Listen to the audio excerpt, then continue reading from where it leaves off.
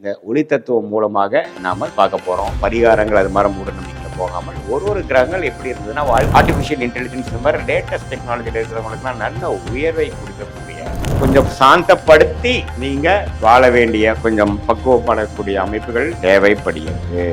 இது மாதிரி ஒரு அமைப்பில் இருக்கக்கூடிய கன்னிராசிக்காரர்களுக்கு நல்ல முன்னேற்றங்கள் இருக்கு. ஏன்னா புதன் பாத்தீங்கன்னா ராஜோகாதிபதியோடய சம்பந்தப்பட்டுதான் இருக்கிறார் மார்ச் மாசம் முழுவதும். நமக்கு விடுவு காலம் இருக்குது அப்படிங்கிறதை உணர்ந்து அந்த கர்மாவை தெரிந்து அந்த பிராப்தத்தை தெரிந்து இந்த சயின்டிபிக் வேதிக் அஸ்ட்ராலஜி முறை மூலமாக கட்டுமானத்தின் வலிமை, கட்டிடங்களின் பாதுகாப்பு, ஸ்ரீ துர்கா டிஎம்டி கம்பிகள். BVR Garden Signature Living T Nagar இப்போ திருவள்ளூருக்கு வந்தாச்சு. Near D Mart on new bypass road, Tiruvallur நகராட்சிக்குட்பட்டது. பிளாட் 20 லட்சம் முதல். கான்டாக்ட் 9955511814.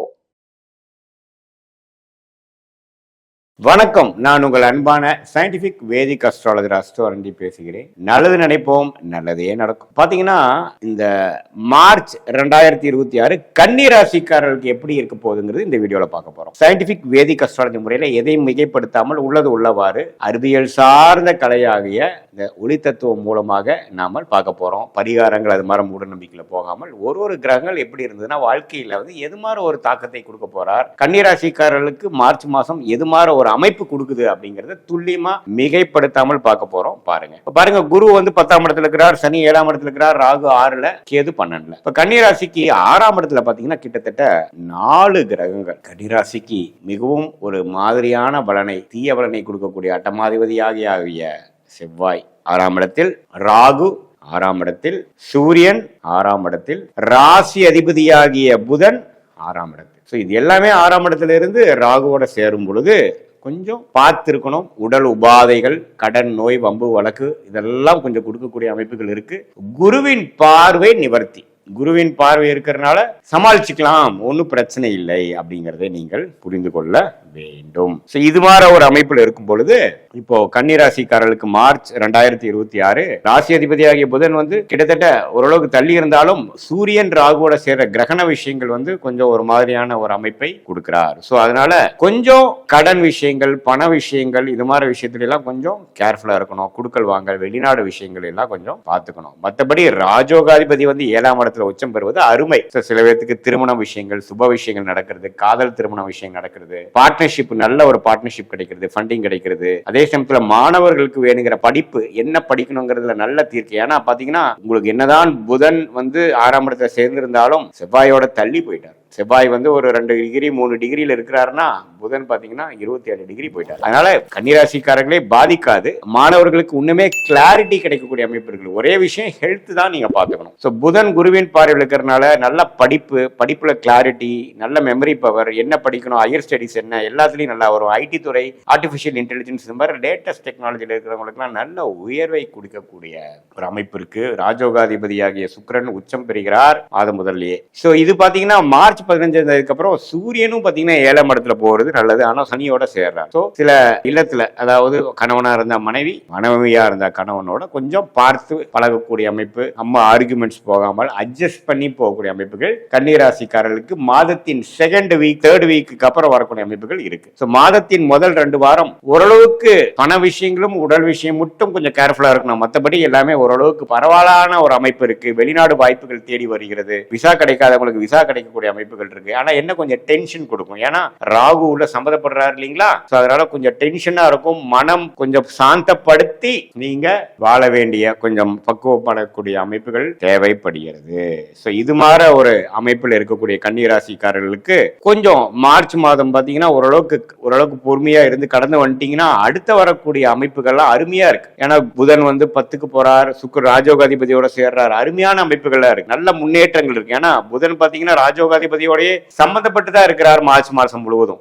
இந்த 2026 நீங்க என்னென்ன பண்ணணும்னு நினைக்கிறீங்களோ, வெளிநாடு விஷயங்கள், வேலை மாற்றங்கள், அரசு உத்தியோகம் விஷயங்கள், காம்படிட்டிவ் எக்ஸாம்ஸ் கிளியர் பண்றது, கல்யாண விஷயங்கள் எல்லாமே அடுத்தடுத்து பண்ணக்கூடிய விஷயத்துக்கு பிளானிங் கிடைக்கக்கூடிய ஒரு ஃபவுண்டேஷனான ஒரு மாதமாக கன்னிராசிக்காரர்களுக்கு மார்ச் 2026 அமையுது. ஏன்னு கேட்டீங்கன்னா ராஜ யோகாதிபதியாகிய சுக்கிரனோட, அது உச்சம் பெறக்கூடிய சுக்கிரனோட மார்ச் 1ஆம் தேதிக்குள்ள இருந்தே ராசியதிபதியாகிய புதன் சேருகிறார். அது ஒரு நல்ல அமைப்பு. பட் மாதம் போக போக சனியோடையும் சேரக்கூடிய அமைப்புகள் இருக்கிறப்போ கொஞ்சம் டல் ஆகும். பட் இருந்தாலும் சில விஷயங்கள் உங்களுக்கு பாசிட்டிவா நடந்து 10 விஷயத்துல 5 விஷயம் நடந்து அதுவே வாழ்க்கையில அடுத்து வரக்கூடிய ஒரு வெற்றி பெறுவதற்கு வேணுங்கிற ஒரு ஃபவுண்டேஷனை கொடுக்கக்கூடிய ஒரு அடித்தளத்தை ஃபார்ம் பண்ணி கொடுக்கக்கூடிய ஒரு அற்புதமான ஒரு மாதமாக மார்ச் 2026 கன்னிராசிக்காரர்களுக்கு உண்டு.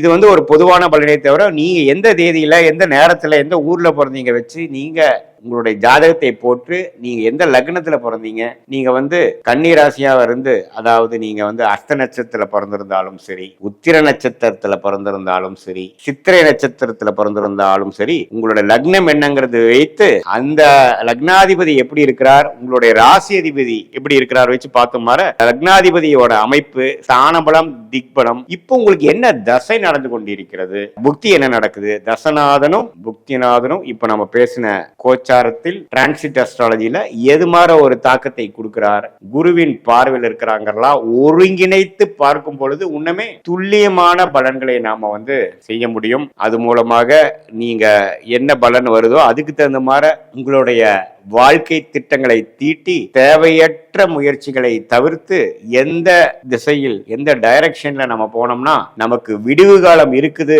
அப்படிங்கறதை உணர்ந்து அந்த கர்மாவை தெரிந்து, அந்த பிராப்தத்தை தெரிந்து, இந்த சயின்டிபிக் வேதிக் அஸ்ட்ராலஜி முறை மூலமாக ஓரளவுக்கு கிளாரிட்டி பெற்று அதுக்கு தகுந்தமான முயற்சிகளை கரெக்டான நேரத்தில் சரியான அமைப்புல நம்ம செய்யும் பொழுது தேவையற்ற பண விரயங்கள், தேவையற்ற சமய விரயங்களை தவிர்த்து எதிர்நீச்சல் போடாமல் எளிதில் நம்மளுடைய தகுதி என்ன, நம்மளுடைய பொட்டன்ஷியல் என்ன, நம்ம எந்த அளவுக்கு வாழ்க்கையில மேல வரக்கூடிய அமைப்புக்கு நம்ம ஜாதகம் இருக்கோ அதை ஓரளவுக்கு இரட்டிப்பாக்கி டைமிங் கரெக்டா நம்ம செய்து அந்த காரியங்கள் கைகூடுற வரைக்கும் பொறுமையாக இருந்து மனம் தளராமல் இருந்து நாம சாதிக்கக்கூடிய அமைப்பை கொடுக்கக்கூடிய ஒரு கிளாரிட்டியை இந்த தெய்வ சாஸ்திரமாகிய இந்திய வேத ஜோதிட அடிப்படையிலான ஒளி தத்துவம் மூலமாக கர்மா எப்படி செயல்படுகிறதுங்கிறதை தெரிந்து நம்மளுடைய இண்டிவிஜுவல் கர்மா எப்படி இருக்கு, நம்மளுடைய பிராப்தங்கள் எப்படி இருக்கு, நம்மளுடைய ஜாதகத்தில் எந்த கிரகம் யோகமாக இருக்கு, அந்த கிரகத்தின் காரத்துவம் என்ன, அந்த காரத்துவம் மூலமாக நம்ம போனாதான் வாழ்க்கையில்